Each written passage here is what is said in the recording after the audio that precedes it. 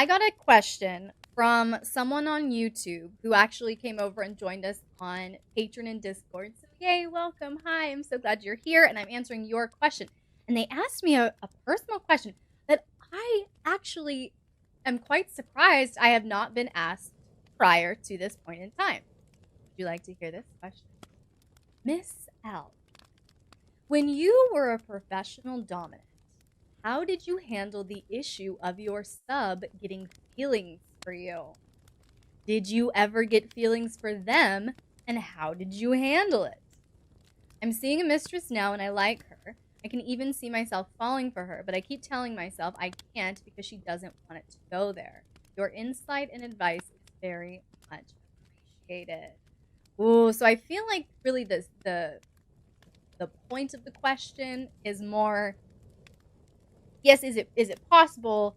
And if so, how can I broach it? How can I take this professional setting and show her that I'm falling for her, that I love her? Is it possible for it to go any further? I think that's really the heart of this question, but I'm going to take it at face value as we kind of warm up a little bit. So the first part of the question, when I was a professional dominant, how did I handle the issue of your sub getting feelings for you? If there was a submissive that would start to get the feels and wanted to be closer to me than a professional context, I could usually sense that happening before they actually did anything outright that I would consider a violation of that line. So when I started feeling that pull for more from me, I just shut it down. That's really what I do. I create more distance, I create more space, because oftentimes, and this is part of what you have to navigate as a really empathic, good dominant, especially as a soft dom or caregiver or mommy, daddy dom, whatever. That sweetness and that tenderness and that care and that empathy that you show is going to make your submissive feel very, very close to you, very intimate with you. But often it's not the same way on the other side. And so you have to understand that dominance, that yes, all of this investment building and all of this devotion building is exactly what you need to be doing. But you do have to be mindful and aware that if your submissive starts viewing you, in a professional context here, if your submissive starts viewing you as a personal connection versus a professional arrangement, that's a problem. It's a problem if the professional dominant does not want a personal relationship with you. So to me, that's what I did. I just created more space, created more separation, more of that power dynamic. There were less of the emotionally intimate moments in connection. It was more very much play focused at that time, because it was something that I saw, okay, this is starting to go down a trajectory that I don't want. So that would be my strategy. That's what I did. I was mindful about the situation. I can sense it. And then your second part is, did I ever get feelings for them, and how did I handle it? I was very, very compatible with one of my subs, and not just lifestyle compatible, not just BS compatible, but personality, interests, communication styles, just very, very compatible. And I was starting to get the feels. How did I handle it?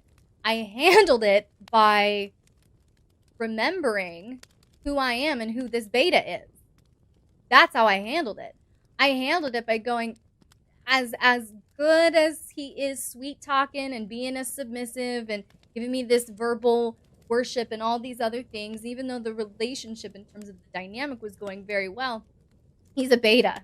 He could not handle me on a normal basis. And it's not that submissive men aren't compatible with dominant women. That's not what I'm saying. he had some major fucking issues that were causing him to be very emotionally manipulative and play a lot of games. And he was a beta. And he was a very unhealthy beta. The problem was, at the time, I was recovering from a very, very toxic, abusive phase in my life.